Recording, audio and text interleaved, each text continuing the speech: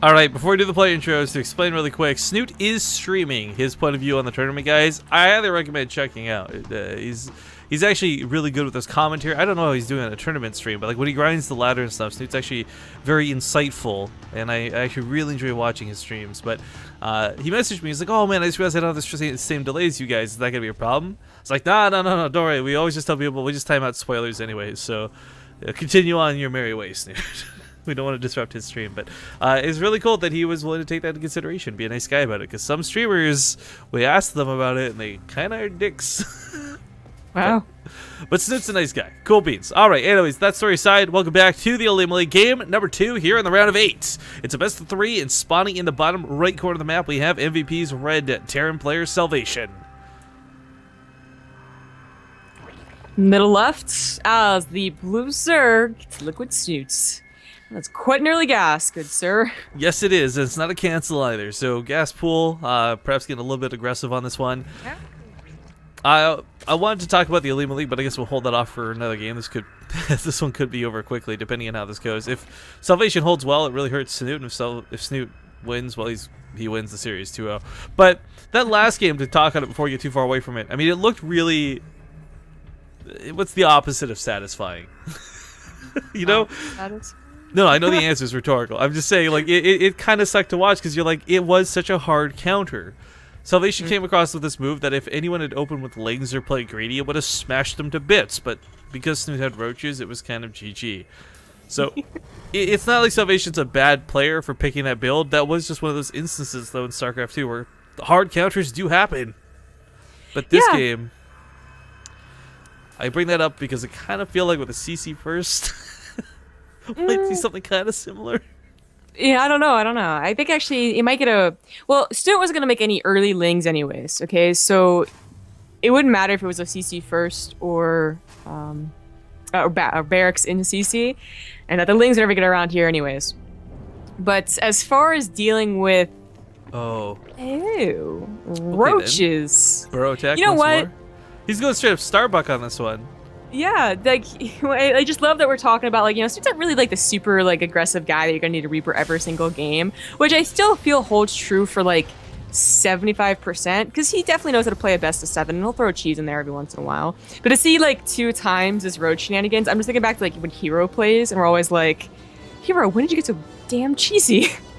Yeah, actually, it's funny you bring that up, because, yeah, Hero's actually had a lot of success in the OlimoLeague recently off of really... like DT heavy builds or blink builds, this, that, the other. Same thing can be said for Snute. You know, he just comes back from casting these countless high quality games in IM Katowice. You imagine he sits there and he studies them. He says, "Nah, I'm gonna just it's the OlimoLeague. I'll play a little cheesy. Who cares?" Yeah. I guess he didn't catch a pro league, but Hero's cheese helped him out in a real tournament too. I was quite happy since. Well, I mean, I was trying to keep the reference and context to this, but yeah, I heard about it. Yeah. By the way, big shout out to Plog, coming back 9-month hype. Can't believe he didn't even scout with an SCV. That's gonna sting the worst because you've got the bunker, but this is what I'd actually talked about. This is what I referenced in that first game, right? Talking about the 6-minute roach timing. If you've got a full wall off, this isn't so bad. And the problem is, it looks like he's gonna still maybe get that wall off, but the problem is that it's not gonna be finished. So I feel like it's gonna get torn down quite easily. Yes, there's. Even if you scout this, even like right now, you can at least start a Marauder, you know. But there's like there's not even a tag on the barracks. No, like this is CC, man. There's no way that he holds this with well enough to going on to a modest mid game. Yeah, what's crazy about this too is like we've seen Salvation. Oh my god, he raised the Devo, but it's nothing to raise. He goes back to the bunker. Like he abandoned the bunker to abandon ship and save everything in the main, but now realizes he can't save everything in the main. Truth be told, though, with how few roaches there are, I think if he pulls SCVs with this and gets at least 1 or 2 Widowmine shots, I think he holds. But the question then remains: is the 3rd CC enough to keep him in the game? It might be, like you said, if those Widowmines get decent shots, they don't kill the SCVs as well. Yeah, that's. Oh, Lizo. Yeah, and the Marauder.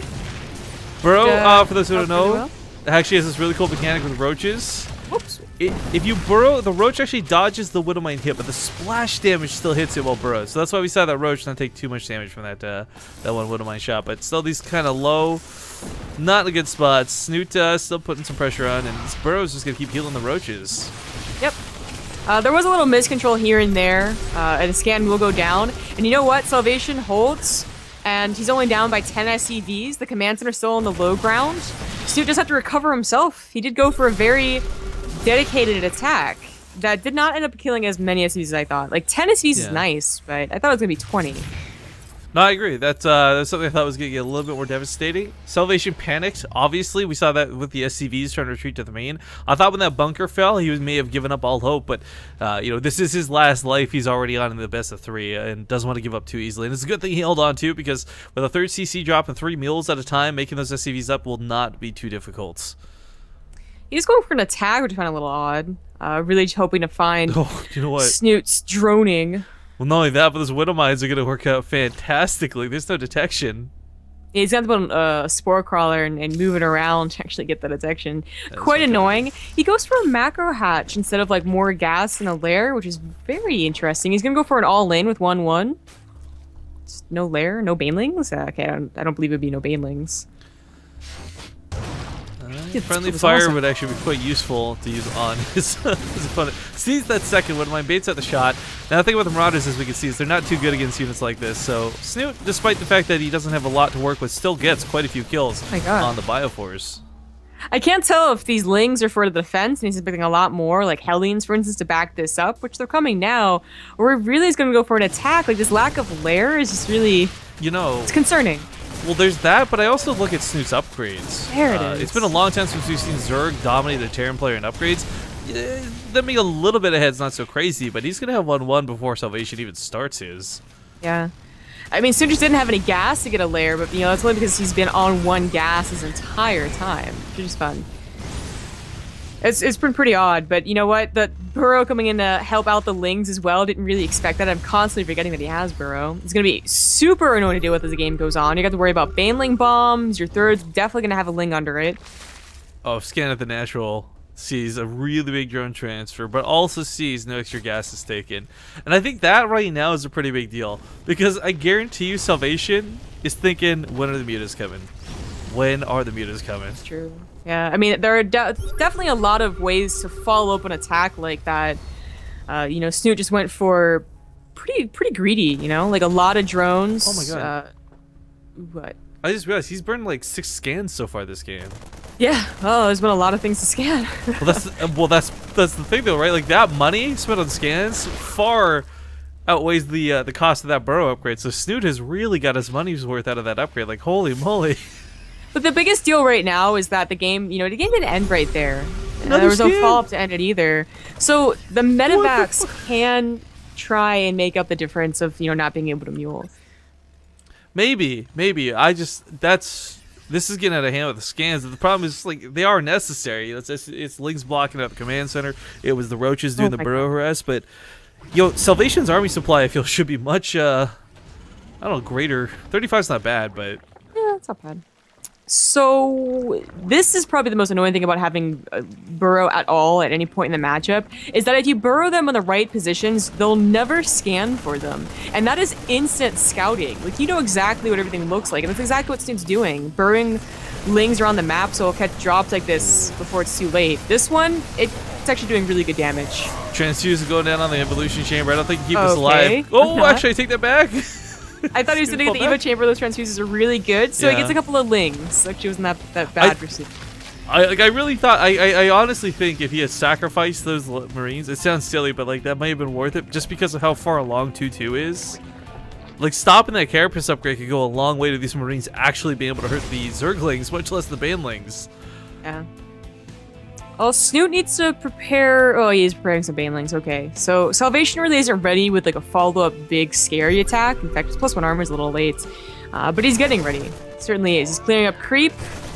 Most of Snute's queens are, you know, in the main. They use all their energy on transfuses, so there we go. Yeah, he's looking to relay down that creep, though, and make sure it doesn't recede too quickly. Yeah. I mean, Snute really is looking pretty... I mean, the only thing he's missing right now is mutas, which can be a really big problem, especially in Catalina. But he has those Spore Crawlers in the main. I mean, that is the path that Terrans are usually going to, like, just out of habit go to. But without many Spore Crawlers, I don't think I'm going to get too many good drops. But, you know, otherwise, like, if Salvation knew about this 4th, that's an easy drop. It's really easy. Snute just looks like he's not going to go for Mutas for quite a while. He's going 2-2 Ling Bane. Not the best place for Banelings. It's going to be scanned. Yeah, I mean, it's sometimes you're hoping the champ player is just going to get greedy, but yeah, not going to cut it when it's on creep. Always to be scanning creep, looking for those tumors in the first place. Big shout out to Chaotic Ranger, by the way, just resubbed for 11 months in a row, almost on 1 full year. Damn. I have actually already contacted a guy to start designing a Pertooth logo so that we can put it on coins, by the way. Nice. Well, it looks like Stu was thinking counterattacking. No. Sure. Oh my god, that one of mine was so good.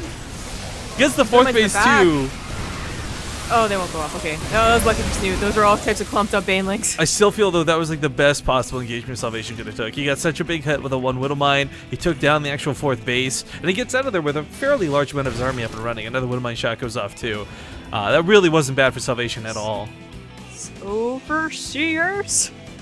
You know, you just can't let a Widowmine rearm. Like, they should just die. It's just be given up.